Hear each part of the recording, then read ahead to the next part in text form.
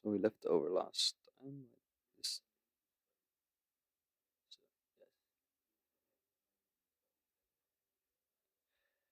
Uddhava minutely studied the transcendental abnormal condition of the gopis in their separation from Krishna, and he thought it wise to repeat again and again all the pastimes they had enjoyed with him.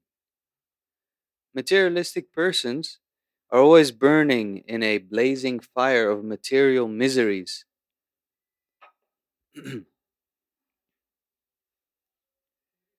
Yes? Without the. Okay. Okay. The gopis were burning in a transcendental blazing fire due to separation from Krishna. The blazing fire exasperating the gopis, however, is different from the fire of the material world. The gopis constantly wanted the association of Krishna, whereas materialistic persons constantly want the advantage of material comforts. It is stated by Vishwanath Chakravarti Thakur that Krishna saved the coward boys from the blazing forest fire within a second, while their eyes were closed. Similarly, Uddhava advised the gopis that they could be saved from the fire of separation by closing their eyes and meditating on the activities of Krishna from the very beginning of their association with him. From the outside, the gopis could visualize all the pastimes of Krishna by hearing the descriptions of Uddhava, and from within, they could remember those pastimes. From the instructions of Uddhava, the gopis could understand that Krishna was not separate from them. As, as they were constantly thinking of Krishna, Krishna was also thinking of them constantly at Mathura. Uddhava's messages and instructions saved the gopis from from immediate death, and the gopis acknowledged the benediction from Uddhava. Uddhava practically acted as the preceptor, spiritual master of the gopis, and in return they worshipped him as they would worship Krishna. It is recommended in authoritative scriptures that the spiritual master be worshipped on the level of the Supreme Personality of Godhead because of being his very confidential servitor. And it is accepted by great authorities that the spiritual master is the external manifestation of Krishna. The gopis were relieved from their transcendental burning condition by realizing that Krishna was with them. Internally, they remembered his association within their hearts, and externally, Uddhava helped them associate with Krishna by his conclusive instructions. The Supreme Personality of Godhead is described in the scriptures as Adhoksaja, which indicates that he is beyond the perception of all material senses. Although beyond the material senses, he is present in everyone's heart. At the same time, he is present everywhere by his all pervasive feature of Brahman. One can realize all three transcendental features of the Absolute Truth, Bhagavan, the personality of Godhead, Paramatma, the localized Supersoul, and the all pervasive Brahman, simply by studying the condition of the gopis in their meeting with Uddhava as described in Srimad Bhagavatam. It is said by Srinivasa Acharya that the six Goswamis were always merged in thoughts of the activities of the gopis. Chaitanya Mahaprabhu has also recommended the gopis' method of worshipping the Supreme Personality of Godhead as super excellent. Srila Sukadev Goswami has also recommended that anyone who hears from the right source about the dealings of the gopis with Krishna and who follows the instructions laid down by the previous acharyas will be elevated to the topmost position of devotional service and be able to give up the lust of material enjoyment. All the gopis were solaced by the instructions of Uddhava, and they requested him to stay in Vrindavana for a few more days more. Uddhava agreed to their proposal and stayed with them not only for a few days, but for a few months. He always kept them engaged in thinking of the transcendental message of Krishna and his pastimes, and the gopis felt as if they were experiencing direct association with Krishna. While Uddhava remained in Vrindavana, the inhabitants enjoyed his association as they discussed the activities of Krishna. The days passed just like moments. Vrindavan's natural atmosphere, with the presence of the river Yamuna, its nice orchards of trees decorated with various fruits, Govardhan Hill, caves, blooming flowers, all combined to inspire Uddhava to narrate Krishna's pastimes. The inhabitants enjoyed Uddhava's association in the same way that they enjoyed the association of Krishna. Uddhava was attracted by the attitude of the gopis because they were completely attached to Krishna, and he was inspired by the gopis' anxiety for Krishna. He offered them his respectful obeisances and composed songs in praise of their transcendental qualities as follows. Among all the living entities who have accepted the human form of life, the gopis are super excellently successful in their mission. Their thought is eternally absorbed in the lotus feet of Krishna. Great sages and we ourselves also try to be absorbed in meditation on the lotus feet of Krishna, but the gopis, having lovingly accepted the Lord, are automatically accustomed to this and do not depend on any yogic practice. The conclusion is that one who has attained the gopis' condition of life does not have to take birth as Lord Brahma or be born in a Brahmana family or be initiated as a Brahmana. Sri Uddhava confirmed Lord Krishna's statement in the Bhagavad-Gita that one who takes shelter of him for the right purpose, be that person a Shudra, a woman, or a member of a low grade family, will attain the highest goal of life. The gopis have set the standard of devotion for the whole world. One who follows in the footsteps of the gopis by constantly thinking of Krishna can attain the highest perfectional stage of spiritual life. The gopis were born not of any highly cultured family, but of coward men, yet they developed the highest love of Krishna, who is the Supersoul, the Supreme Personality of Godhead, and the Supreme Brahman. For self realization or God realization, there is no need to take birth in a high family. The only thing needed is development of ecstatic love of God. For achieving perfection in Krishna consciousness, no qualification is required other than to be constantly engaged in the loving service of Krishna, the supreme nectar, the reservoir of all pleasure. The effect of taking up Krishna consciousness is just like that of drinking nectar. with or without one's knowledge, it will act. The active principle of Krishna consciousness will equally manifest itself everywhere. It does not matter how and where one has taken his birth. Krishna will bestow his benediction upon anyone who takes to Krishna consciousness without any doubt.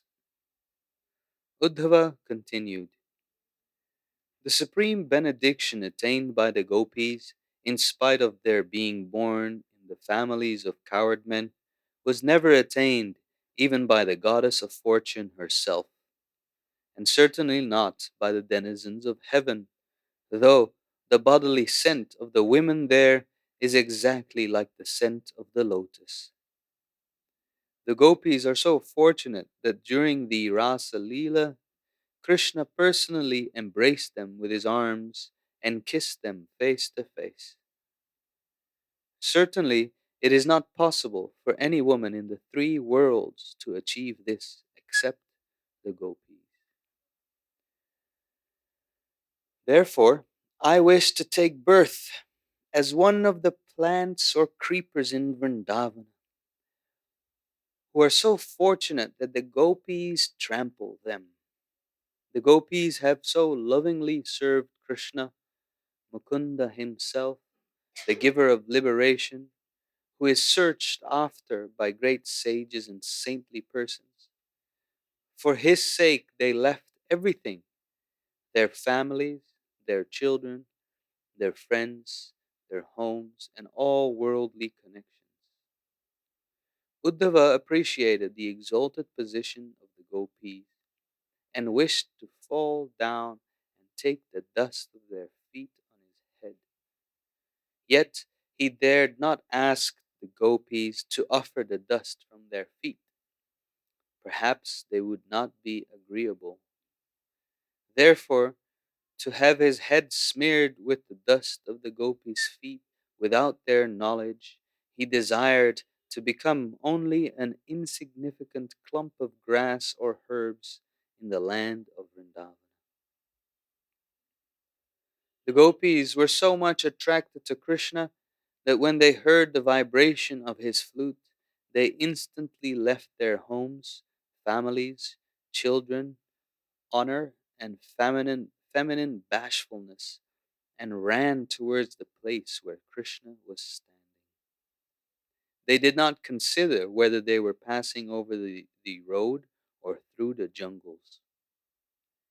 Imperceptibly, the dust of their feet was bestowed on small grasses and herbs of Vrindavan.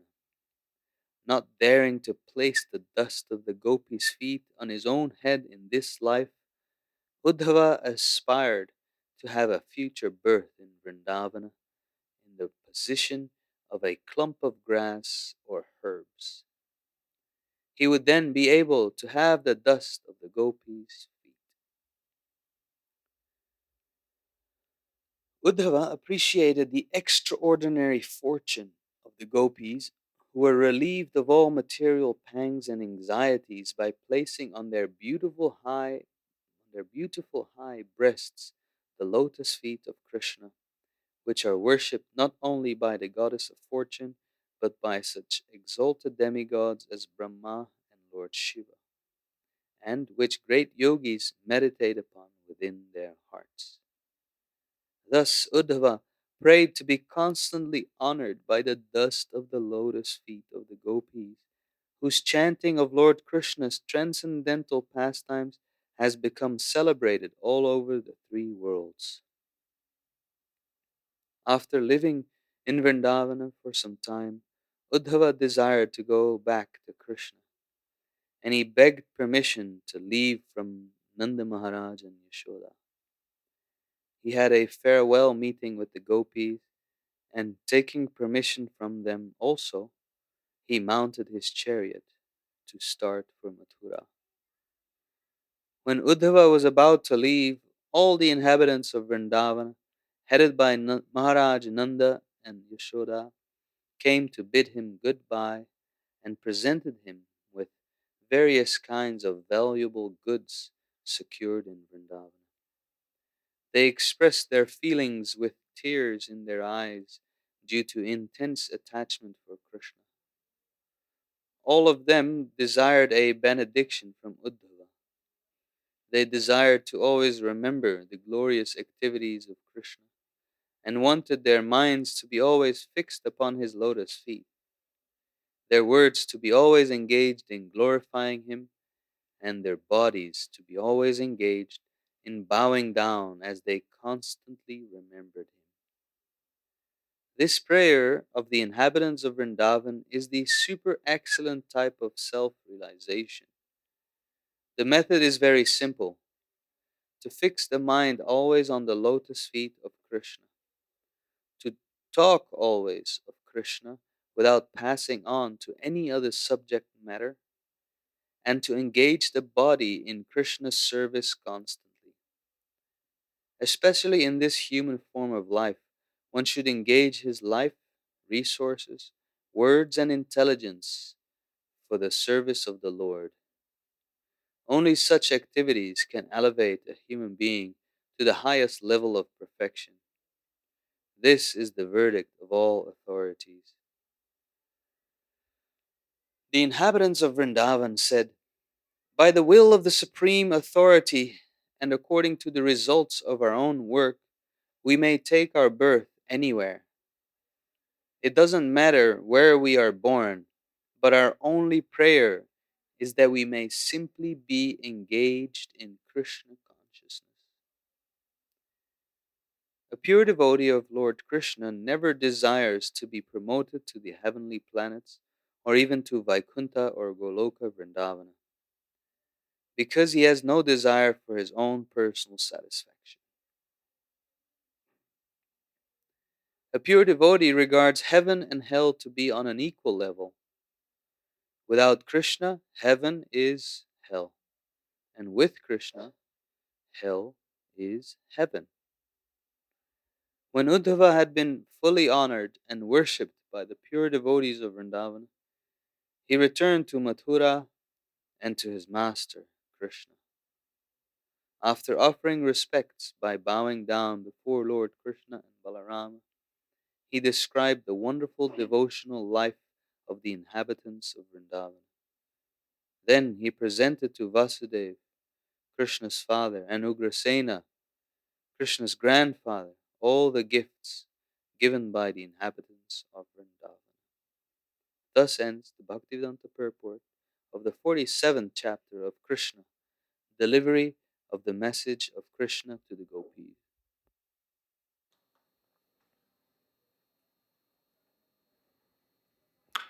Thank you very much. Om Jnana Timirantasya Gyananjana Shalakaya Chakshurn Miditam Jena Tasmai Shri Gurave Namah Shri Chaitanya Manobhistam Sthapitam Jena Bhutale Swayam Rupa Mayam Dadati Shapadantikam Vandehang Shri Guru Shri Jutapadakamalam Shri Gurun Vaishnavamscha Shri Rupam Sagrajatam Sahagana Raghunatam Vitam Stam Sadivam Sadvaitam Savatutam Parijana Sahitam Krishna Chaitanya Devam Shri Radha Krishna Padan Sahagana Lulita Sri Vishakan Vitamscha He Krishna Karuna Sindho Deenabandho Jagatpate Gopesha Gopika Kanta Radha Kanta Namostute Tapta Kamshana Gaurangi Radhe Vrindavaneshwari Rishabhanu Sute Devi Pranamami Haripriye Vancha Kolpatarubhyascha Kripa Sindhobhyevacha Patitanam Pavanebhyo Vaishnavebhyo Namo Namah Shri Krishna Chaitanya Prabhu Nityananda Shri Advaita Gadadhar Shiva Shadi Gaur Bhaktivinoda Hare Krishna Krishna Krishna Hare Hare Hari Rama, Hari Rama, Rama Rama, Hari Hari. We can review this chapter, delivery of the message of Krishna to the gopis. And we spent 2 days because it's a long chapter. Uddhava arrived in Vrindavan, and the gopis saw that his chariot was there. Then they saw Uddhava, and they saw that he resembled Krishna almost exactly in his bodily features. And they, yes, they saw him because they came to the home of Nanda Yashoda every morning to pay respects to them. And so they saw Uddhava. They were wondering, who is this boy who looks just like Krishna? Were talking among themselves, and being unsophisticated village girls, they surrounded Uddhava. Then they understood that he was carrying a message from Krishna, and so they were happy and called him to a secluded place, offered him a nice sitting place, and they began to speak critically, criticizing Krishna. That we know you're an associate of Krishna. He must have sent you a message to give solace to his mother and his father, because family attachment is very strong. But he has no further business with us or with Vrindavan, just family attachment for his mother and father. But now he's in the town. What does he have to do with Vrindavan, the cows, the village, the pasturing grounds? And certainly he must have nothing to do with people who don't belong to his family, and especially the wives of others. And then they gave various examples of how one takes interest. A government, people support the government till they see it can't give them any shelter anymore, then they abandon the government. They finish their education and they abandon the school. So as long as they have something to gain, they're connected, and when there's nothing more, then they abandon. So Krishna's like that. He's taken what he wanted from us, and now he's left. So in this way, they were absorbed in thinking of Krishna, even in this critical mood. So Uddhava could understand that the gopis were simply absorbed in thought of Krishna. And while talking about Krishna with Uddhava, they forgot about everything else. And then the Shukadev Goswami tells about one of the gopis, namely Srimati Radharani, who was so absorbed in thought of Krishna that she began talking with the bumblebee as if it were a messenger from Krishna. Her talk is called Bhagavad-Gita. So the bee was flying here and there as if trying to touch her lotus feet. And while the other gopis were talking with Uddhava, Srimati Radharani began talking with the bee and criticizing the bee also. That you're a suitable messenger for Krishna. You go from flower to flower and you take the honey and then leave. So Krishna's like that.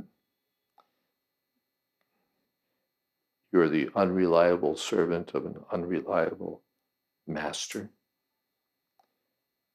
You're very proud of touching Krishna's garland, but So your mustaches have become red from the kumkum, from the breasts of some competitor in Mathura. But don't touch me. So in this way, indirectly, she was criticizing Uddhava and especially Krishna.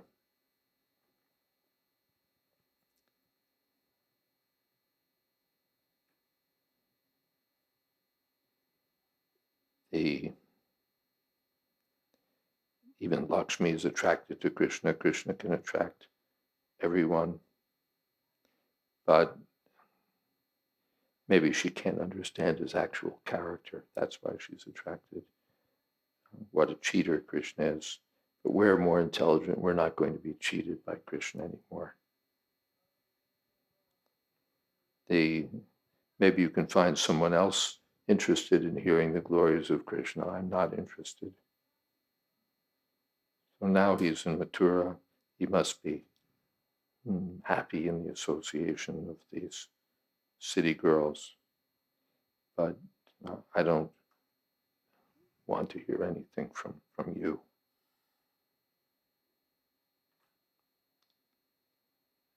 The very It's an extended discussion. Krishna advertises himself as magnanimous. He's praised by great saints. But his good qualifications would be perfectly used only if he'd show us some mercy. But how ungrateful, and hard-hearted Krishna is, you don't know. Even in his previous births as Ramchandra, he unfairly killed Bali. As Vamadev, he mercilessly humiliated the Bali Maharaj. As Ramchandra, he disfigured Surpanaka when he should have satisfied her desire. So in this way, he's so cruel and hard-hearted, but we can't stop talking about it. And to make things worse, the great sages and saintly persons are always talking about him. So we don't want to have anything more to do with him, but we can't give up remembering him and his activities and talking about Krishna.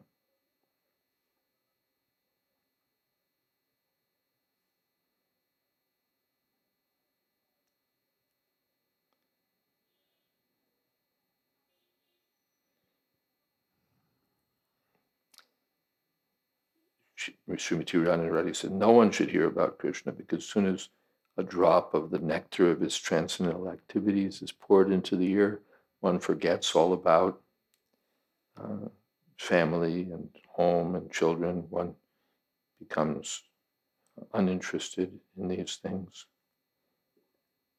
and wanders about in search of Krishna.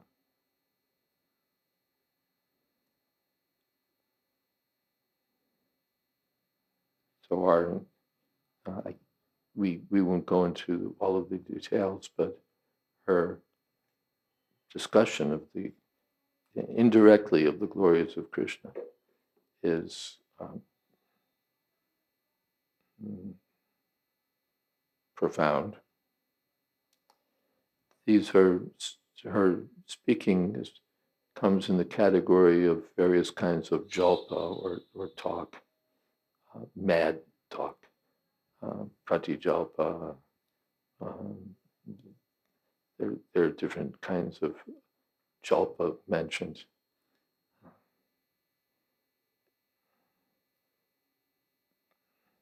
But they're all signs of Mahabhav, the highest ecstasy.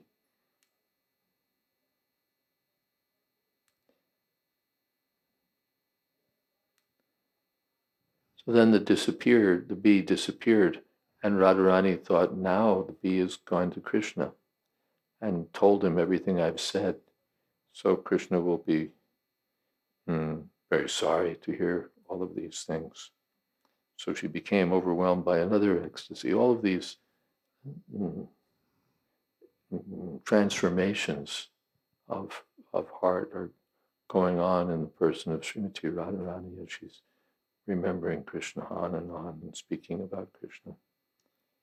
So then the bee comes back, and this time she decides that she won't say anything bad about Krishna, and she very formally welcomes the bee. My dear friend, I welcome you. Krishna is so kind that he's again sent you, in spite of my messages against him. So whatever you want, I'll give you. But you come to take me to Krishna, but how will you take me? You're such a small creature.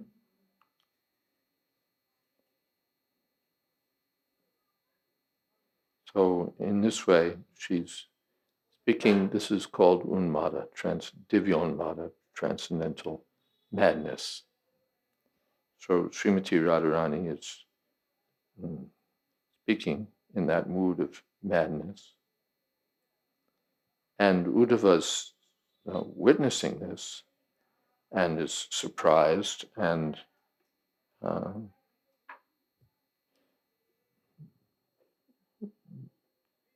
filled with awe at the exalted love that he sees.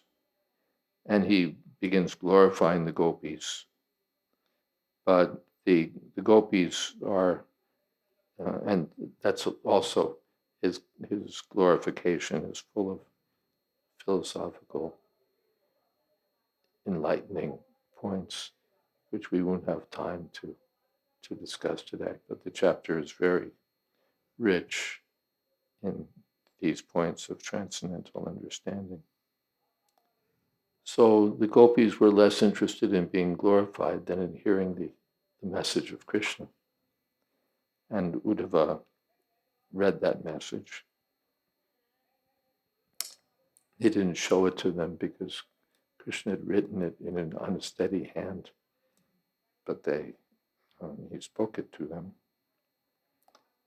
In essence, he says that separation from them is impossible because the one reason is Krishna says, I'm all pervading. So there's always association.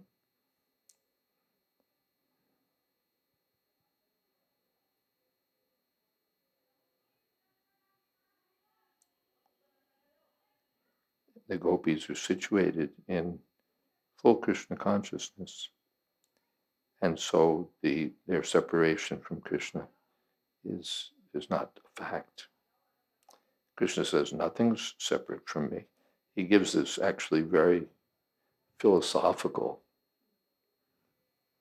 explanation.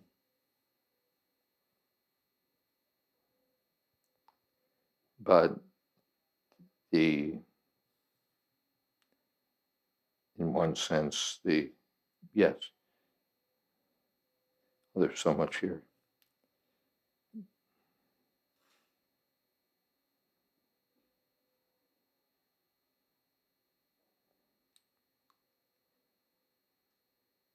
Krishna says there's actually no need of transcendental knowledge for you because from the very beginning you've been situated in love for me.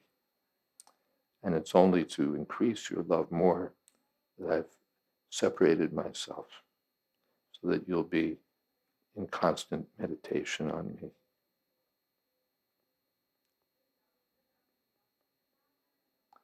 And Prabhupada speaks about worshipping Radha and Krishna in the mood of separation. The Goswamis and Chaitanya Mahaprabhu never said, now we've found Krishna. They were always in separation.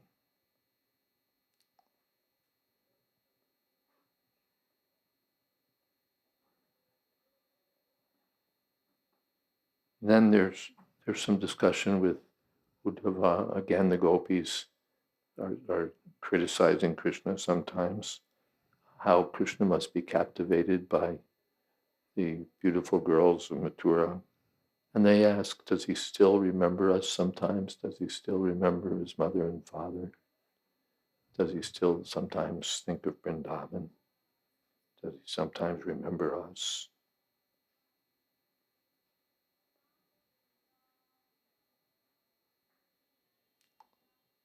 On and on, they're remembering Krishna.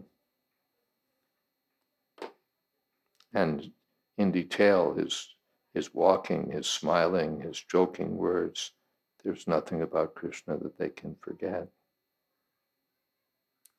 So Uddhava thought it wise to speak again and again about the pastimes of Krishna as Krishna had performed them in Vrindavan.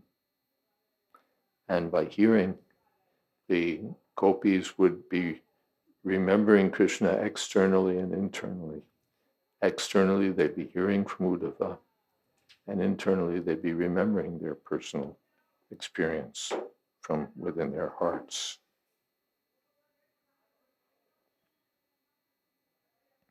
It's said that his messages and instructions saved the gopis from immediate death, and they acknowledged the benediction. They treated him like their preceptor, guru, instructing spiritual master.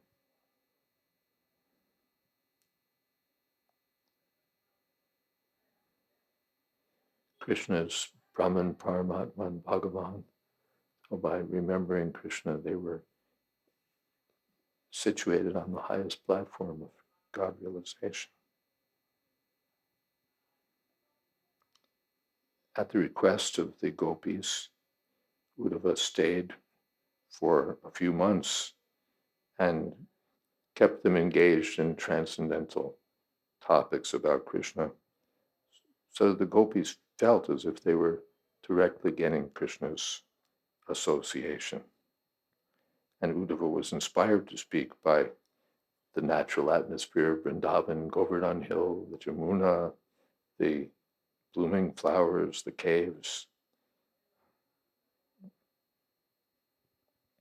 And Uddhava was inspired by the example of the gopis and prayed to be just like a clump of grass in a future birth so that he could get the dust of their lotus feet on his head.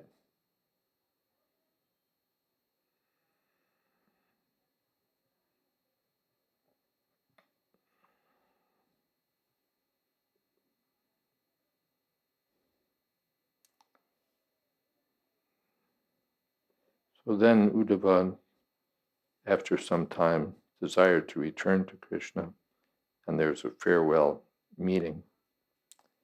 And the Nanda Maharaj and the Rajvasis were praying that may our minds always think of Krishna, may our bodies always be engaged in his service, bowing down before him.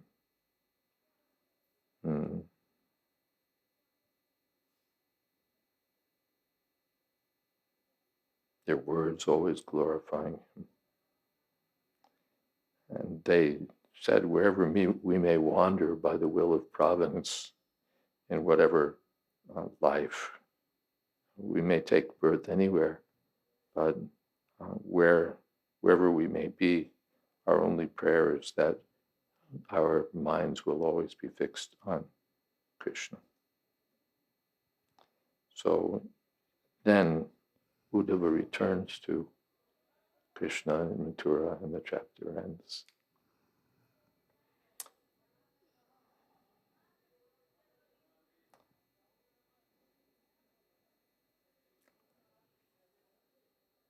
Our time is just about over, but are there any comments or questions?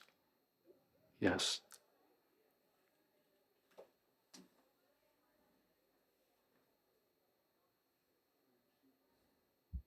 Hare Krishna. I hear seemingly contradiction in accepting by Uddhava the gopis accepting Uddhava as their guru, but obviously Uddhava accepting them as the guru. So their position is higher. So what Yes. determines actually the position of guru? Like Mhm. what is actually determines the position of guru? Like in the Bhagavatam class, whoever sit on the Vyasasana, even seniors accepting him as a guru at the moment. Is this case? Who helps us advance in Krishna consciousness can be accepted as guru. Even there's a place in Bhagavatam where the dog is my guru, the various animals are my gurus because they're instructing me in spiritual realization by their example. In a more usual sense, the instructing guru is the person who helps us advance in Krishna consciousness by giving us relevant instructions that reinforce what we've learned from our initiating guru. But in a broader sense, whoever teaches me something about Krishna. So the gopis felt benefited by Uddhava's association. They accepted him as guru. But Uddhava was thinking that no one is more exalted than the gopis. So he was learning from them. So it may seem contradictory, but at the same time, it's sublime. Is that okay? Something else? Yes.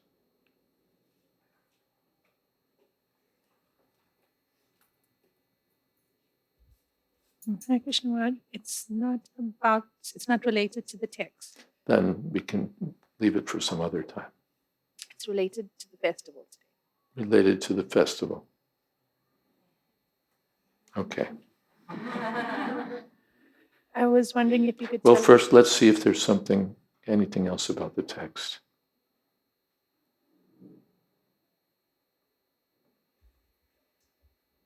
Hare Krishna Maharaj, I just would like to ask that we read about the separation of the gopis, but is there any mentioning about the separation of the gopas? Yes, that's also discussed in Nectar of Devotion. You'll find some discussion of that. How the gopas were practically in a similar state as though they'd lost their lives. So yes, the gopis, the gopas, Nanda Maharaj, Yashoda Mai, the cows, everything, all of Vrindavan was feeling intense separation from Krishna. Thank you.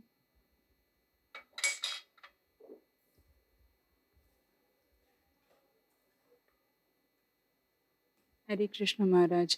My question is related to Brahman, Paramatma, and Bhagavan. So somebody who has realized Bhagavan, which are the gopis here, wouldn't they have already realized Brahman? Yeah, that's the point. By realizing Krishna, you realize everything. If I give you 1,000 rupees, I don't have to separately give you 100 rupees and 200 rupees. It's included. So the gopis have developed pure love for Krishna, so realization of Brahman and Paramatma is included.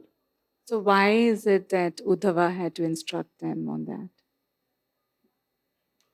Why is it that Uddhava had to make them realize that? It seemed that way. What does it say about making them realize Brahman and Paramatma? That he's all pervading. Yeah, and because they're thinking of Krishna as their friend, their lover. And Krishna is giving this philosophical explanation that I'm more than that. I'm also present everywhere, so there's no separation. And Krishna is giving this instruction. But they're already more than Brahman realized.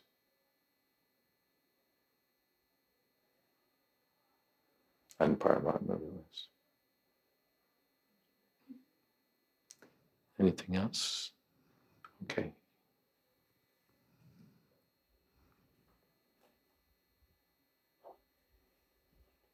Raj, I was wondering how these festivals were celebrated with Prabhupada here, and what was the program like? What was the prasadam like? How was it in Here, Prabhupada? I was never in Vrindavan for Well, just in general, in the movement on festival days like this, what did you do to celebrate Nityananda Triyodashi? similar. There'd be some fasting, there'd be some katha about whoever's appearance day or disappearance day. It might be. There'd be kirtan, especially. And there'd be some discourse. Same thing, every day we do the same thing. Some kirtan, some discussion, fasting for these days, and prasadam. Same thing.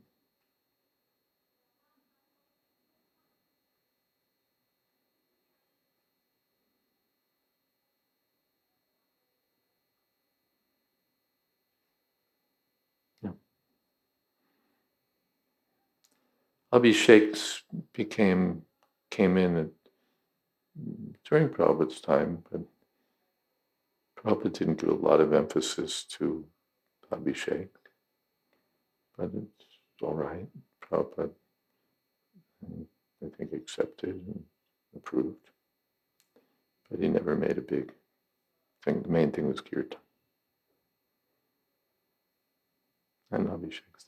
Now they've introduced fire yagyas and all this kind of stuff. Prabhupada didn't give much importance to that. The main thing is kirtan. Kirtan, Krishna Katha, prasadam, chanting, dancing, feasting, philosophy.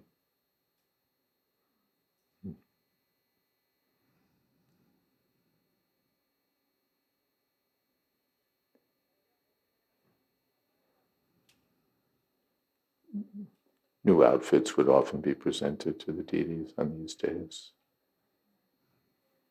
Yes. Just related to this, my impression from like trying to listen to some recordings is that some days we have more days these days. There are more days these days. More festival days, celebration. Well, in terms of our Vaishnav calendar, it hasn't really changed.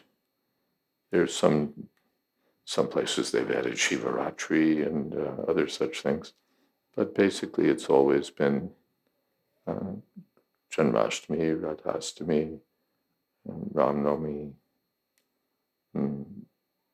Gaur Purnima, Nityananda Trayodasi. Same thing, Ekadashis. Not a whole lot more. Now there's more appearance and disappearance days from our own members. What did you have in mind that's like new? Govardhan Puja we celebrated in Prabhupada's time.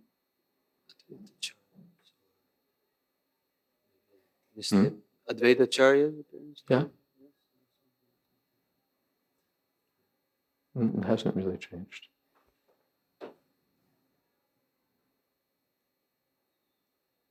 Yes. It's often said that the gopis' love for Krishna is highest objectively, but we also hear subjectively that We often hear the cowherd boys or the elder gopis or the personalities in the grass or cows don't want to become gopis. Yes. They're satisfied in their own rasa. Yes. So I'm wondering, analytically, why is Madhurya Ras said by the Goswamis to be the highest? In the Brihad Bhagavatamrita and elsewhere in our literature, but especially Brihad Bhagavatamrita, part 1, deals with this. And the conclusion is that all the relationships are absolute. So there's no higher or lower. They're all absolute, equally good. And yet the relationship of Krishna and the gopis is the highest. It's the highest because it includes everything found in the lower relationships or in the other relationships, and still includes more. There's service in Dasya, but there's service in Madhurya. There's friendship in Madhurya also. All of the qualities that you'll find elsewhere, you'll find in Madhurya to the highest perfection. And you'll find qualities not found in the other relationships. The comparison is given to the elements. We go from earth, water, fire, air, ether.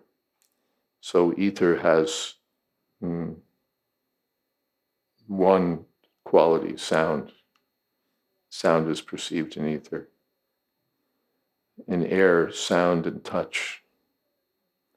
In fire, sound, touch, and sight. In water, sound, touch, sight, and taste. And in earth, sound, touch, sight, taste, and smell also. So similarly, you find, so the earth has all the qualities found in the previous elements. You'll find everything in the Madhurya Ras to the highest extent. Therefore, it's considered the highest. But each relationship is perfect. Is that okay? Yes.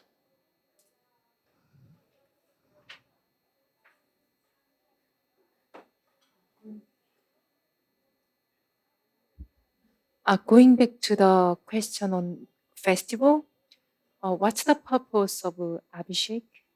What's the purpose of the Abhishek? To give pleasure to Krishna.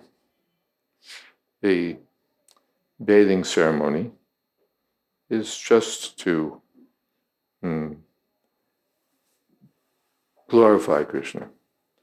Just like we wash the feet of the spiritual master, doesn't mean that the spiritual master needs to have his feet washed.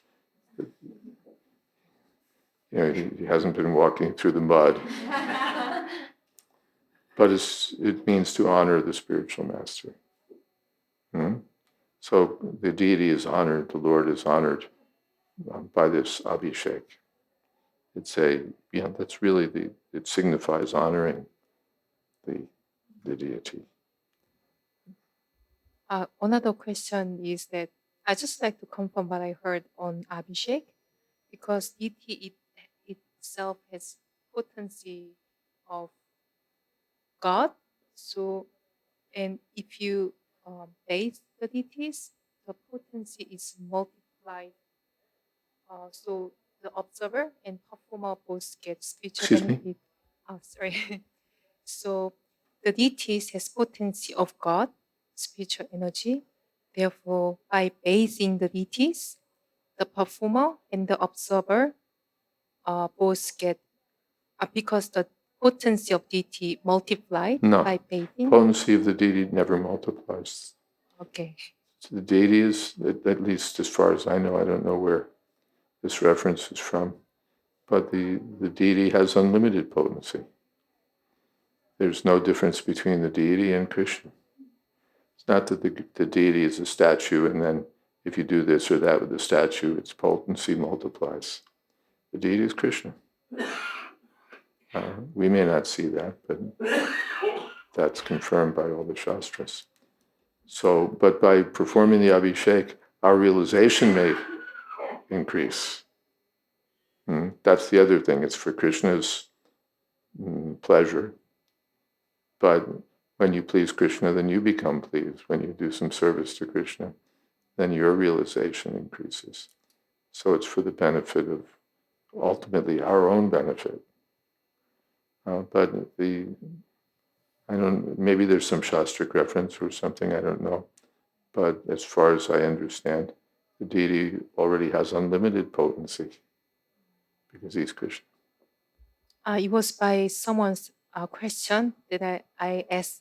I researched on internet and I found that article, but I wasn't sure if it's bona fide to give the. Who wrote the article? I forgot, but somewhere on internet. which Well, the is internet has everything, good, bad, and very bad. So the internet should be presumed unreliable unless shown otherwise.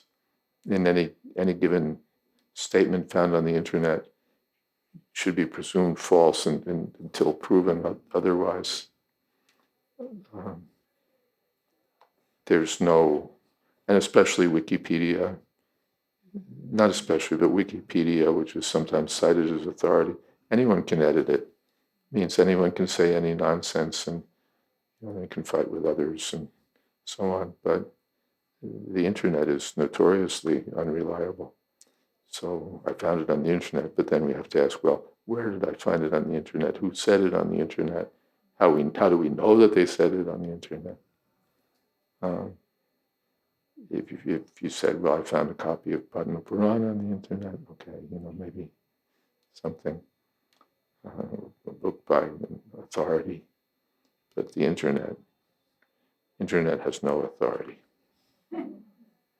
thank you for confirming that. Yeah, that's stated in Padma Purana, that the internet has no authority.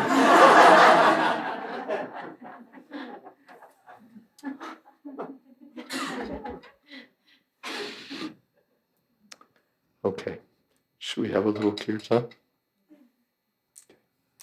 Who wants to lead?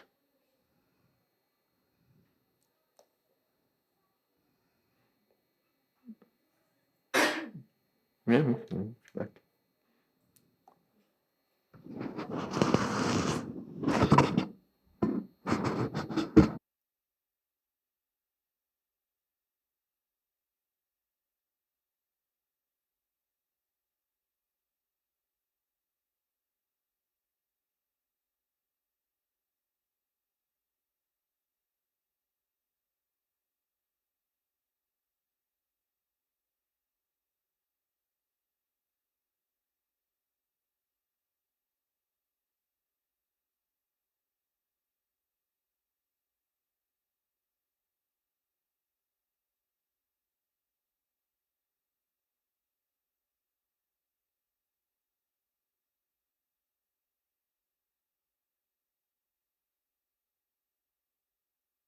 Hare Rama, Rama Rama, Hare Hare.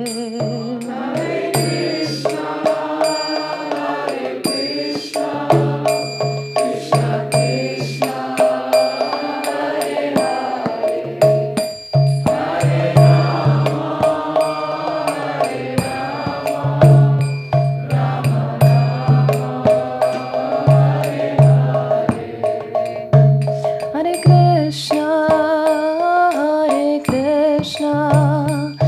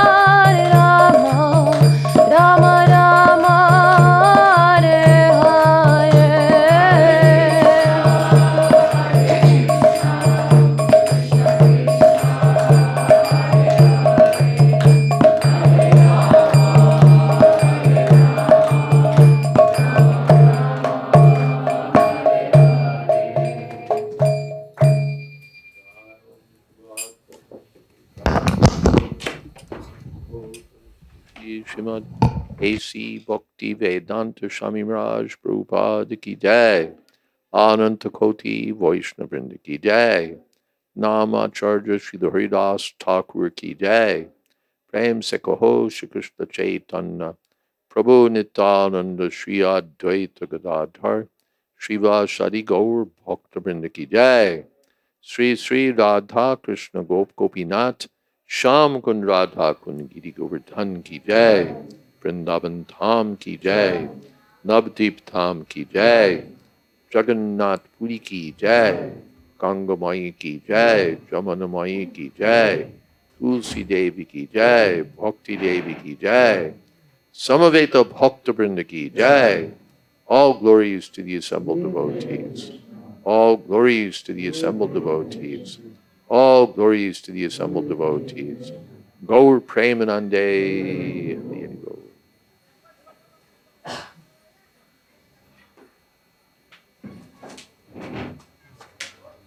Thank you all very much for coming. I think there's a little Mahaprasadam for those who are on the way.